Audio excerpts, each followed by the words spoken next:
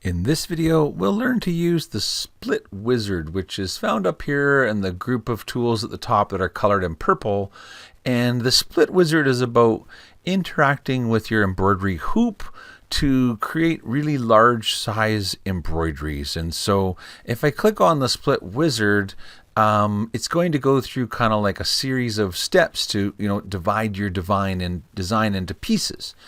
And notice right now that it's showing our design as like quite a few little individual pieces, and that is going to be based upon the hoop that we have. So for example, if I just cancel right now and turn on the embroidery hoop, you can see that I currently have kind of a small embroidery hoop that really doesn't fit, very many parts of embroidery into it.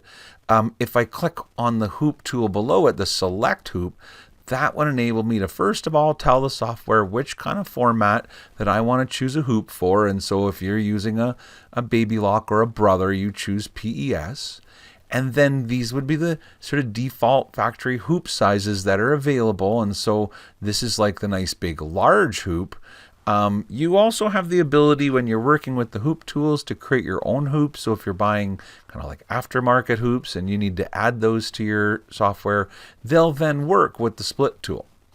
But the idea is that once I've assigned the hoop that I'm planning to embroider with, now if I click on the tool, the split wizard, then the first step is it shows you your two sort of hoopings. So depending on how big your embroidery is, it could be 2 or 3 or 4 or more hoopings to create the entire layout. And so this is showing me that I have 1-1 and 1-2.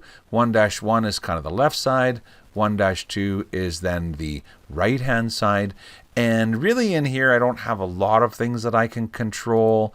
Kind of the way that I want it to do, sort of the orientation of the hooping. So if one needs to be upside down, or if it's a left-right situation or just normal, you can tell it that. So there are some hoops that you rotate, is what I'm saying, to do the second half. So then you could choose upside down for sort of 1 and 2.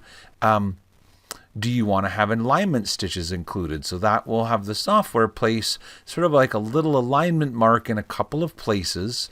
Normally it will be at the end of the first design, like the last stitches of the first design will be the same stitches as the first stitches of the second design, so that you'll know if you properly aligned your hooping when you sort of hooped the second time.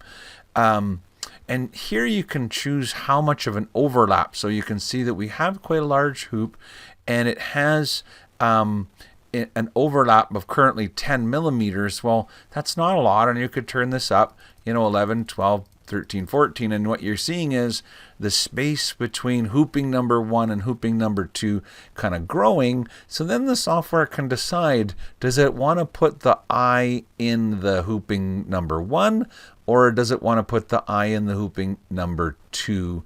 And so having a bigger area of overlap kind of helps the software with giving it more options for doing the splitting.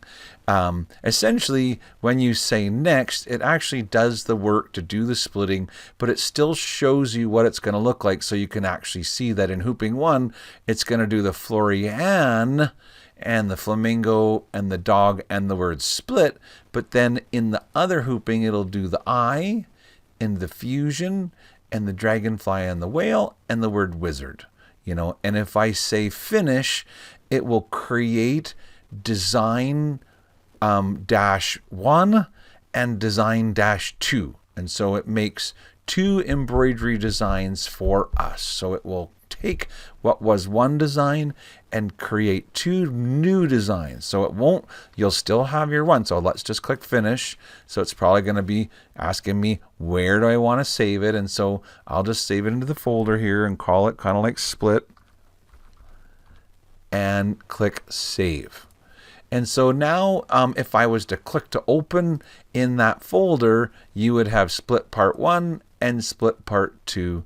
And so that is how you use the split design wizard to interact with your embroidery hoop, to take your layout and save it into, I guess, as many hoopings as you want. So I would still save my overall layout, as one design, but then, like I showed you, it made kind of like split part 1 and split part 2, so that when you stitch it, you can sew everything that fits in hoop 1 and then unhoop and rehoop to do everything in hoops it fits in hoop 2. And usually what I do to help with the hooping is also maybe do a printed template, and so you can watch for another video on printed templates. But the idea is, up here, if you click print preview, the software gives you the ability to print a template, and you can go in on the settings and decide what you do and don't want included, and whether you want it at actual size or fit it all on one page, and all of the options. But if you're doing a multi-hoop design, and you might want to make a printed template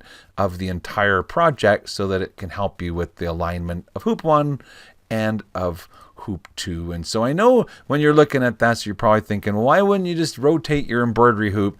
And obviously you can still do that, right? If you want to come in here and just rotate the hoop. The point is, the split wizard is for when the embroidery is larger than one embroidery hooping and you need to do it in 2 hoopings. And so even with the amount of embroidery that I've created here right now, it does look like it might not fully fit in one of even the largest hoop kind of size available. And this is where you use your split design wizard. And so hope you enjoyed the video for the Floriani split design wizard.